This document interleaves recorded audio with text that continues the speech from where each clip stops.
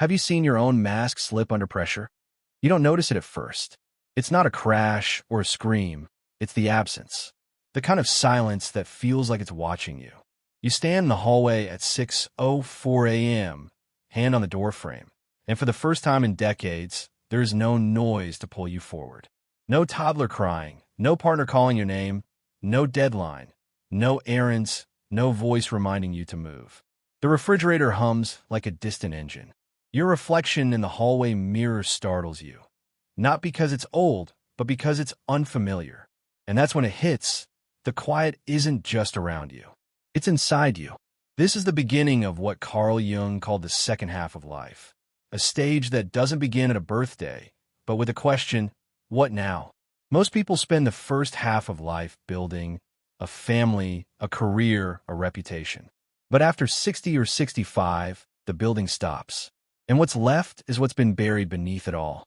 Jung wrote, thoroughly unprepared, we take the step into the afternoon of life. We take this step with the false presupposition that our truths and our ideals will serve us as hitherto. But we cannot live the afternoon of life according to the program of life's morning. In other words, the rules change, and no one tells you. You wake up, still dressed in the identity you wore for years. Father, mother, boss, breadwinner, caretaker. But the world stops asking for those roles. You show up, but there is no applause, no performance, just you. And if you've never met that version of yourself, the silence becomes terrifying. That's when the masks start to shift. Take Margaret, for example, a 68-year-old retired pediatric nurse who spent her entire life helping others, children, parents, co-workers. She was the go-to fixer. She was never the one in need. After retirement, the silence in her home was deafening. Her husband distant, her children busy. One morning, she sat on the edge of her bed, fully dressed, unsure of where to go. For hours, she just sat. Her body wasn't tired, but her soul was. Because for the first time, she realized, no one needs me to be anything right now. And that felt like a death. Jung would call what Margaret experienced the collapse of the persona, the social mask we create to function in society. It's not fake, but it's not the whole truth either. It's the version of us shaped by duty, by expectation, by reward. The persona, Jung wrote, is that which in reality one is not, but which oneself as well as others think one is. And when the demands that once justified that mask fall away, retirement, empty nest, loss, the persona begins to crack. What emerges beneath, it is not always beautiful. Sometimes it's rage, sometimes grief, often it's confusion. There's a cruel irony to this moment. The more successful you were at performing your roles, the more hollow the quiet feels when they're gone. People praise you for being strong, responsible, reliable.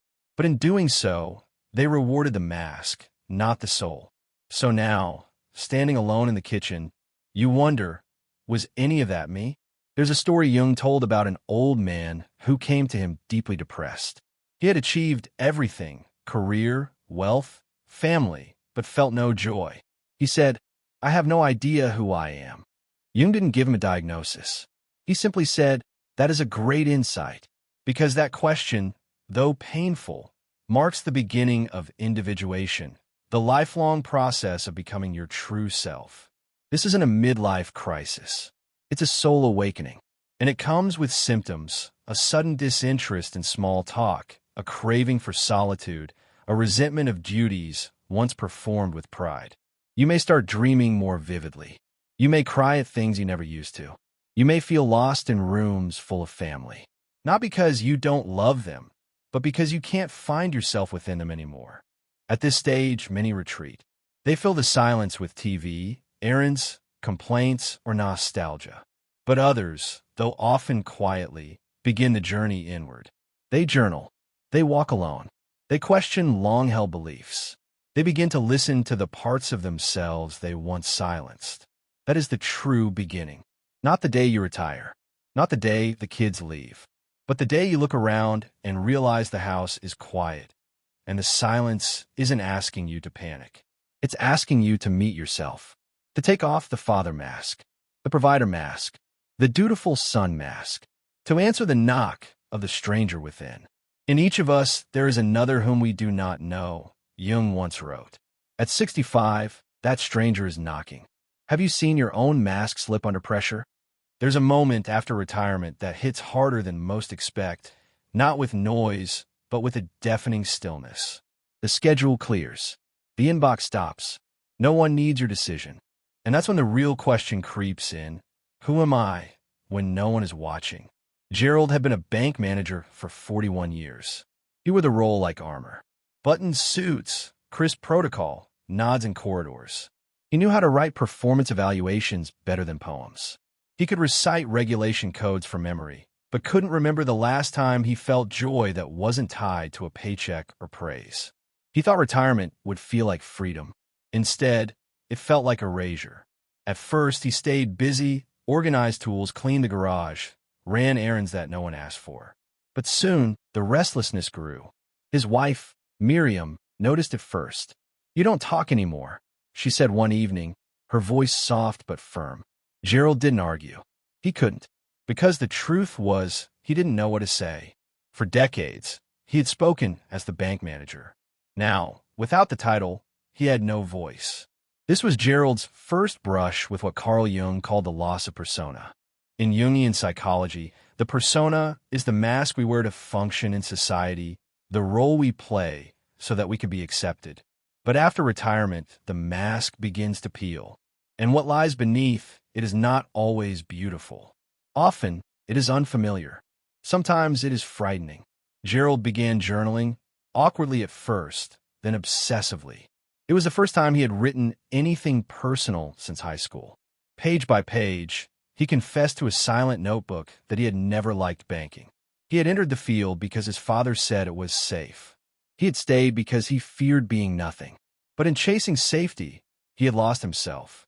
Jung described this moment as the return to the self, the point in life when we stop identifying with outer roles and begin searching for something deeper.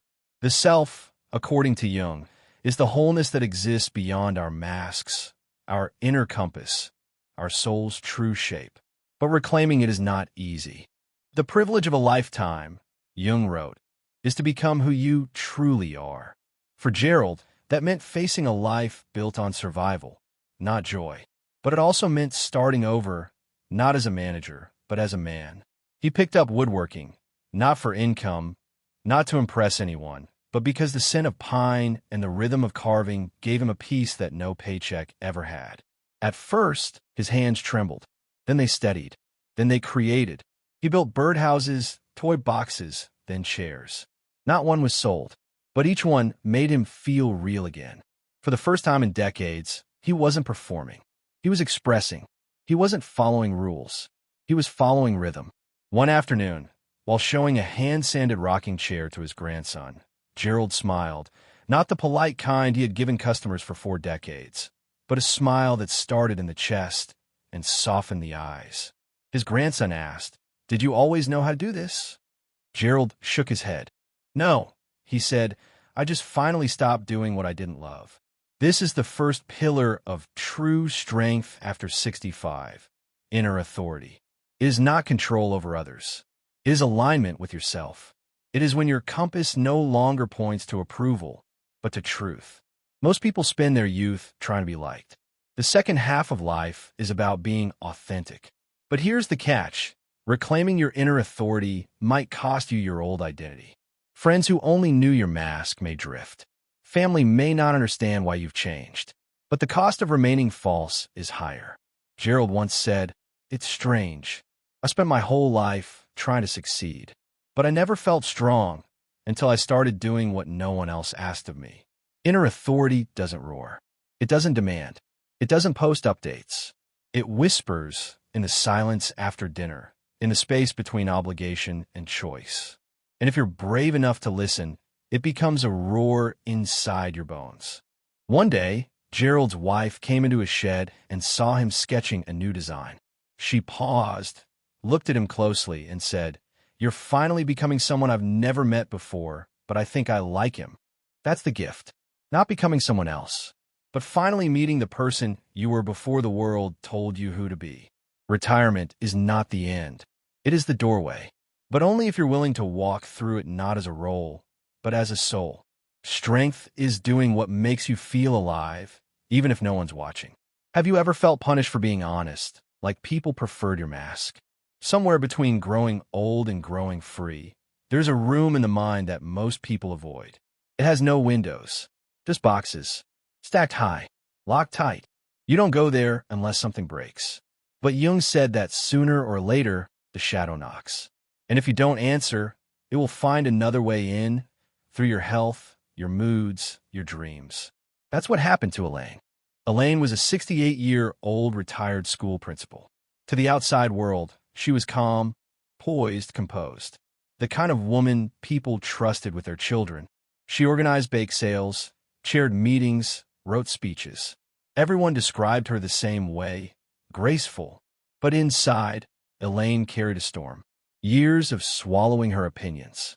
Years of nodding instead of screaming. She had been married to a man who drank, slowly, methodically destroying their trust and their finances. She had worked in a district where younger male colleagues were promoted above her. And when she tried to speak up, the board said things like, "You're already such a strong presence." In truth, they just didn't want her to become more. Elaine never screamed. She got headaches, then high blood pressure, then insomnia. One day, after nearly fainting at the grocery store, her doctor told her, "You need to reduce stress." But how do you reduce what you've never let rise? At her daughter's insistence, she went to a counselor. There, she spoke of schedules and cholesterol. But the counselor asked a different question. When was the last time you felt rage? Elaine laughed nervously. Rage was not a word in her vocabulary. She was a nurturer, a peacemaker, a bridge. But that night, she dreamed of fire. Not destruction, but release. She began returning to that dream. And with the counselor's help, she discovered the part of herself she had hidden for decades, her anger. Jung called this the shadow, not evil, but the unconscious parts of ourselves we're taught to disown. The shadow, he wrote, is a moral problem that challenges the whole ego personality, for no one can become conscious of the shadow without considerable moral effort. Elaine realized she had built her whole identity around a persona, what Jung would describe as the mask we show the world. Her persona was grace, but her truth was grief, fire, injustice. She didn't go on a rampage.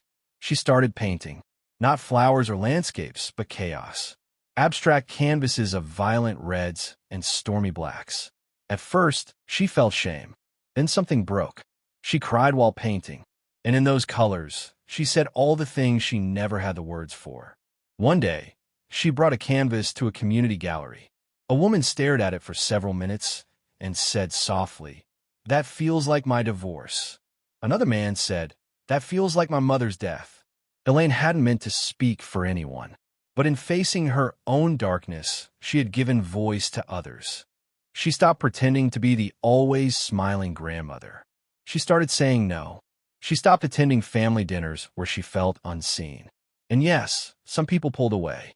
One of her oldest friends told her, "You've changed. You're not as sweet anymore." But the friends who stayed, they saw her fully, and they said things she'd never heard before. "You seem more real. You finally breathe. You feel like someone I want to talk to when I'm hurting." The irony was painful and beautiful. All her life, she had tried to be perfect so she wouldn't lose people. But it wasn't until she showed her flaws that she became magnetic. People didn't want her perfection. They wanted her permission. The permission to be angry, to be wild, to be honest. The truth is, aging isn't just about losing roles. It's about losing illusions. And illusions are heavy. When we repress anger, sorrow, envy, desire, they don't vanish. They become symptoms. High blood pressure, depression, apathy. But when we confront them, when we name them, when we integrate them into the story of who we are, that is when we become whole. In Jung's words, until you make the unconscious conscious, it will direct your life, and you will call it fate. Elaine had been directed by shadows for decades. But once she stepped into the dark, she found something unexpected. Light. A light that wasn't soft or gentle, but fierce, like the flame that finally burns through the fog of pretense. Because in the second half of life, Your strength is not how well you've hidden your shadow, but how courageously you've met it. And when you do, you stop living for peace that feels like silence and start living for truth that feels like freedom. Have you ever felt punished for being honest, like people preferred your mask? You could be surrounded by people and still feel like a ghost in your own life. That's what haunted Thomas at 67. On paper, his life was full. 3 adult children, 7 grandchildren, and a wife he'd loved since high school. But in quiet moments, especially after holidays, he felt like a supporting actor in someone else's story.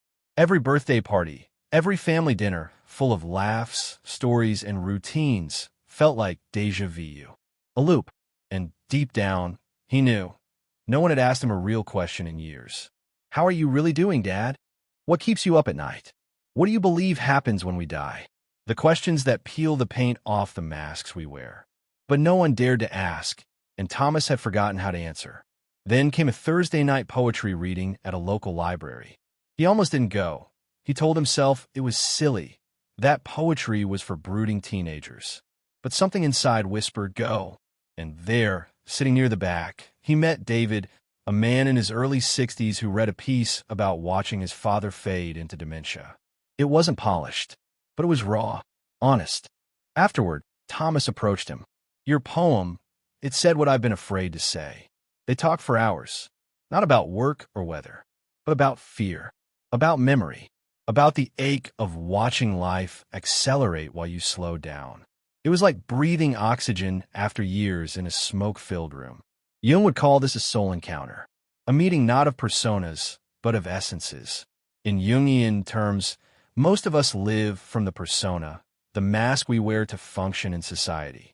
For Thomas, it was the role of father, grandfather, dependable husband. And those are noble roles, but they're still roles. Over time, we begin to confuse the mask for the man. Jung warned that this confusion leads to spiritual dehydration.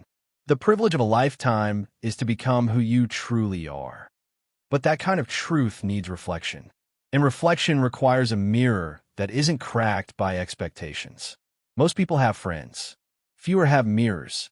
A soul relationship is that rare bond that doesn't reinforce who you were, but reflects who you are underneath. Thomas and David began meeting weekly at a quiet cafe. They didn't gossip. They didn't posture. Instead, they held space. One day, Thomas admitted something he had never told his wife. He didn't believe in God. Not anymore. Not after losing his brother. But he'd faked faith for decades because it kept the peace. He expected David to argue. But David just nodded. I stopped believing too, right around the time I lost my son. But I think I started feeling again after I let go. That conversation changed Thomas. Not because it gave answers, but because it allowed him to stop hiding the questions. Jung also spoke of anima and animus, inner opposites we must integrate. For men, the anima is the internal feminine, feeling, intuition, vulnerability. And for many men, especially over 65, that part remains buried. Soul relationships often reawaken it. Not sexually, but spiritually. Thomas found himself crying more easily, laughing more freely, writing poetry in the mornings. His wife noticed. She didn't understand the friendship, but she appreciated the change. Here's the truth. Many people over 65 are surrounded by love, but starving for intimacy. Their children admire them. Their spouse depends on them, but few truly see them. Soul relationships don't always come from family. Often, they're found in strange places, book clubs, nature walks, recovery groups, even online forums. They require courage, not because they are dangerous, but because they strip away the shield. And being seen without a shield is terrifying and healing. The dramatic irony is this. Most people wait their whole lives to be known and then hide behind politeness in their final decades. They perform, they nod, they reminisce, but they don't reveal. Soul connections are rare, yes, but they are possible, even at 70, even at 90. The question isn't whether you'll find one. It's whether you're willing to stop being a character in your life and start being the author. So ask yourself, do the people closest to you know what you've never said out loud? Because family loves you, but soul relationships see you. They say grief softens with time. But what if, instead, it grows more precise. At 65, 70, or beyond, pain doesn't fade, it sharpens. It stops being chaos and becomes story. But only if you let it. Only if you're brave enough to hold the blade. Richard never expected to live alone. At 70, he still reached for his wife's toothbrush each morning. Her coffee mug stayed in the cupboard, untouched but clean. Her coat remained on the hook by the door. He couldn't bear to move it. After she died of cancer, he tried to continue life the way older men are expected to, quietly, stoically, invisibly. He joined no grief group. He declined family outings. He did not cry, at least not at first. Then one morning, while cleaning his late wife's phone, he discovered a voice memo. Just 12 seconds. Her laugh, unfiltered, radiant, unaware. She must have hit record by accident. That sound cracked him open, not because it was new, but because it was alive. And he wasn't. Carl Jung wrote, "The most terrifying thing is to accept oneself completely." Richard realized he wasn't just mourning her. He was mourning who he had been with her. The husband, the protector, the man with a reason to get up. Without her, he wasn't sure who was left. But what came next wasn't what you'd expect. He didn't spiral. He wrote. At first it was nonsense. Half-thoughts, scribbles in the margins of newspapers. But something pulled him deeper. He started drafting chapters of a memoir, her story, yes, but also his. The fights they had, the fears they never voiced, the hospital nights, the quiet tenderness, the resentment, the guilt, the love, all of it. And here's the thing about creative suffering. It doesn't make the pain go away. It gives it direction. Jung believed suffering, when made conscious, becomes transformation. In his words, there is no coming to consciousness without pain. To create something from grief is not a distraction. It's an alchemical process. Pain becomes language. Regret becomes structure. Love becomes legacy. Richard's self-published memoir reached just a few hundred readers. But one review changed him. A woman wrote, "I didn't think anyone else had lost someone like I lost my husband. Your words brought him back." That sentence made all the isolation worth it. Here's where the psychology deepens. What Richard did, giving shape to pain, is part of what Jung called individuation, the lifelong journey of becoming who you truly are. Not who society expected, not who your spouse needed, but the full, unmasked self. Creative suffering is a gateway to this. Not because it fixes you, but because it reveals you.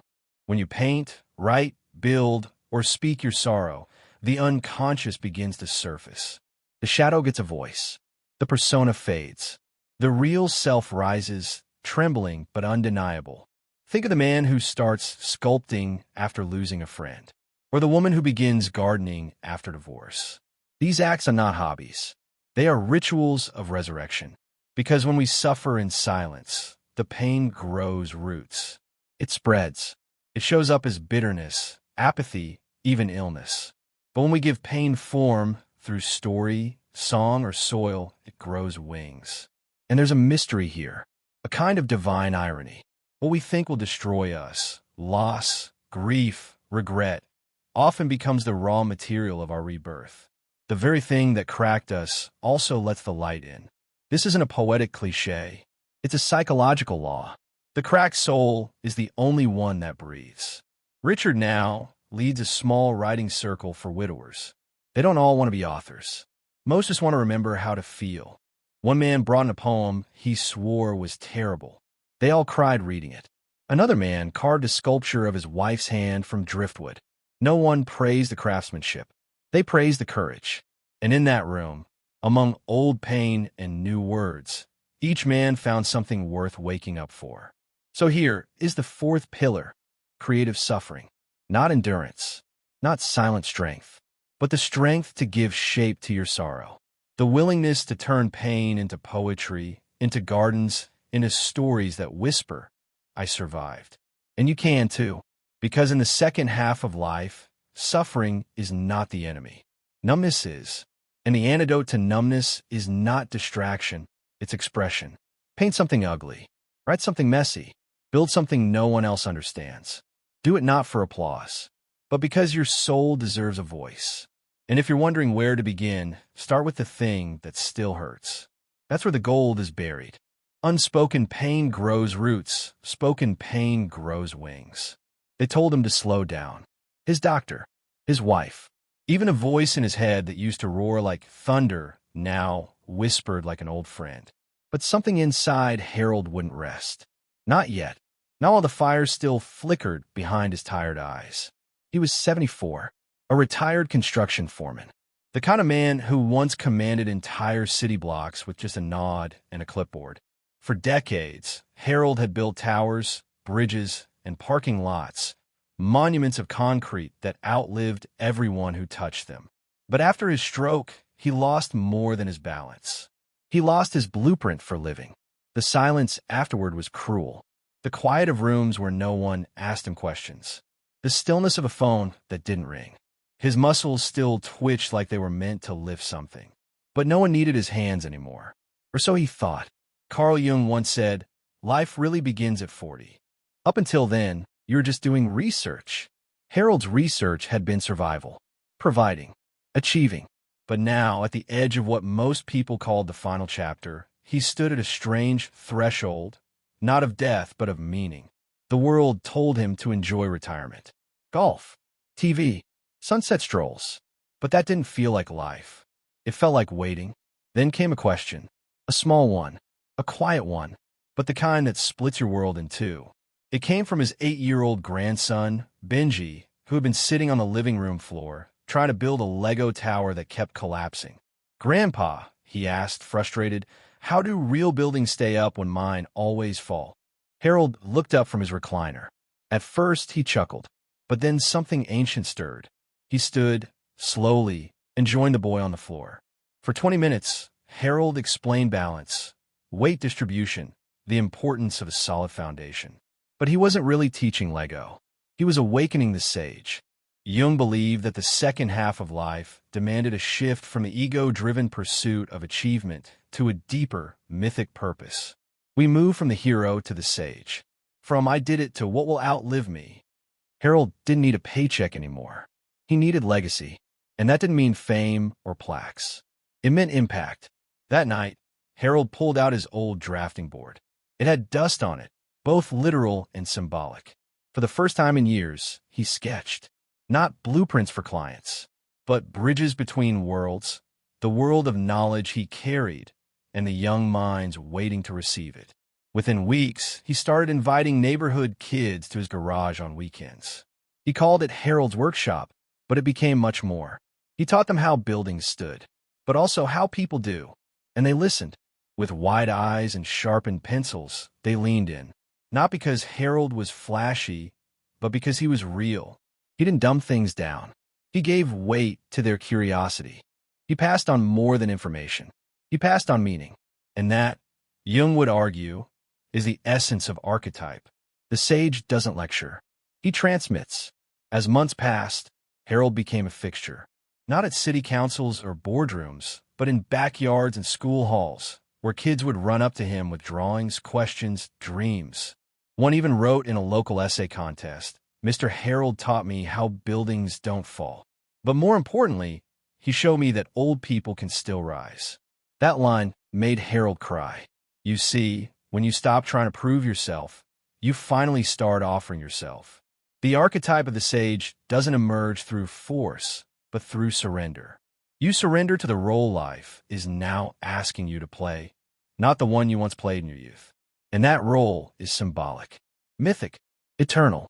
Jung warned that when the individual fails to transition from achievement to purpose in the second half of life, they risk spiritual dryness, what he called psychic death. But when we respond to the call, even a whisper of purpose can reignite the soul. Harold didn't just find something to do.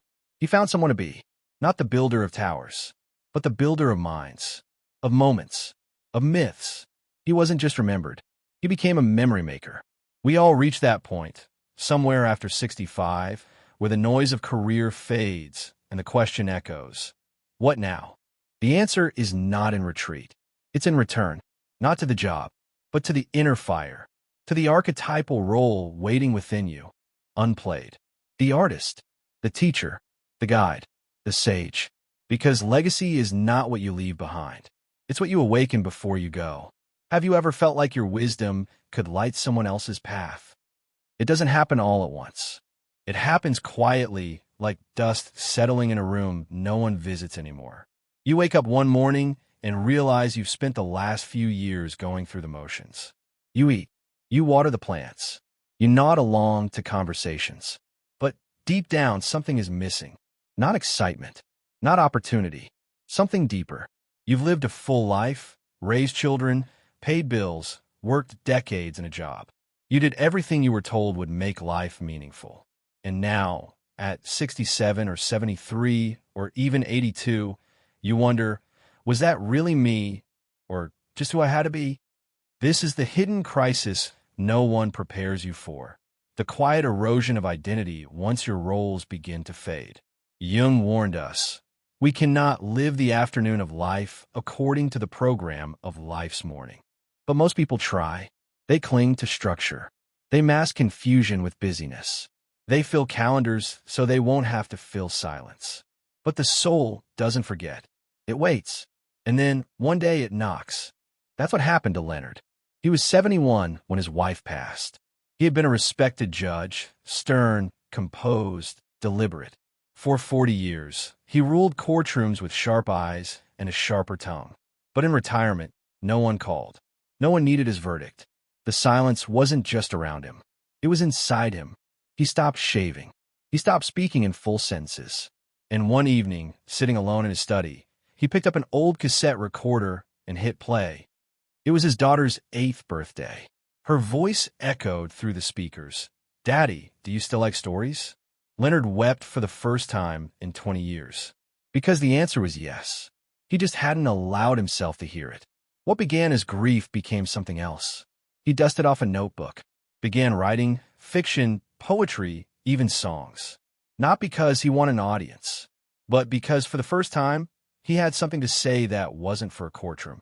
He realized he had lived behind a persona, Jung's term for the mask we wear to function in society. The strong man, the authority, the unshakable. But beneath there was someone fragile, curious, creative. And that man had been buried for decades. This is the final turn, when you stop surviving your past and start uncovering your true self. Not the mask, not the roles, but the essence you abandoned to be accepted. The 5 pillars, inner authority, shadow work, soul relationships, creative suffering, and mythic purpose, aren't spiritual hobbies. They're survival skills for the second half of life. Because what you lose after 65 is not just status. You lose structure, identity, a sense of being needed. And without something stronger to replace it, many people collapse inside first, then outside. You've seen it. The man who sits in front of the TV for hours, not because he loves the show, but because silence terrifies him. The woman who bakes cookies for neighbors every day, not from joy, but because praise is the only thing keeping her from disappearing. The friend who turns every conversation into a memory, because he doesn't believe there's anything new left for him to become. But there is. The second half of life, Jung insisted, is not about accumulation, but integration. It's about turning inward, uncovering the archetypes within you, the sage, the creator, the healer, the child. It's about withdrawing projections and facing the truths you once feared, that you are always more than your paycheck, your marriage, your social status. You were and are a soul in transformation. Leonard never published his stories, but he began reading them every week to children at the public library. One day, a little boy asked him, "Were you always a storyteller?" Leonard smiled, not because of pride, but because of irony. "No," he said, "I was just late to remember." That's what individuation is, the slow becoming of who you really are once all the roles fall away. It's the walk back to yourself, and it changes everything. You start trusting your instincts again. You start saying things you've held in for decades. You weep not from weakness, but from truth. You laugh in a way that shakes the dust off your soul. You are no longer a parent, a partner, or a pensioner. You are you. Not the you others see, but the you behind the curtain. Jung said, who looks outside dreams. Who looks inside awakens. These pillars aren't just how you survive aging. They are how you finally wake up, Because once you turn 65, your only real strength is not how many people love you, but how deeply you've learned to love the one person who stayed all along, yourself. Comment if you've started seeing this in yourself, or someone you love who's finally coming alive after 65.